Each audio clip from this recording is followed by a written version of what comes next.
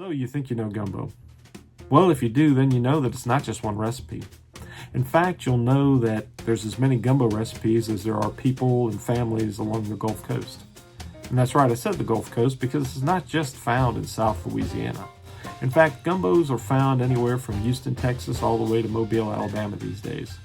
And despite having a variety of recipes, most gumbo aficionados will agree you've got to have the following components.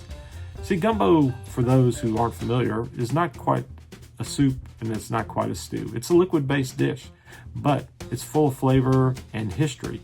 And this dish has got to have the following. One, it's got to have a thickener, and that thickener's got to be one of three, and possibly two of three of the following.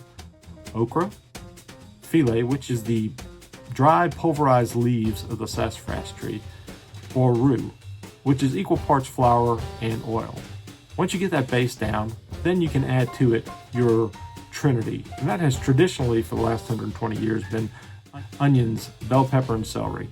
And once those two cook down together, then you'll start incorporating your protein. Your protein is going to be one of the following. It's going to be either shellfish, poultry, or wild game. And once you get that all smothered together and cooking for a bit, you want to add to it a stock. And that stock's going to be based off of whether you're doing shellfish. You use the shells of the shellfish to make a good stock. Poultry, you use the bones of chicken or duck or turkey to cook a good stock. Or if it's wild game, you may cook those bones down and make a wild game stock. Mix all those components together, and then you'll add seasoning, primarily salt, black pepper, cayenne, maybe some granulated garlic, or you may choose to go with a desired more Creole-based or Cajun-based. But as you can see, gumbo is not just one recipe.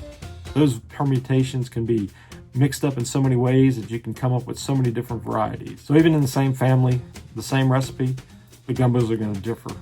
And it's going to change from every pot, whether it's seafood, poultry, wild game, gumbo zerbs, gumbo choux, or many of the other varieties that I will cover over the next several episodes.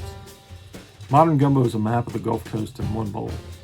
If you're interested in learning more, please check out the David J. Hubble YouTube channel, as well as join us for the gumbo discussion on Facebook at the Royal Order of Gumbo, as we continue to stir the pot and keep the story simmering.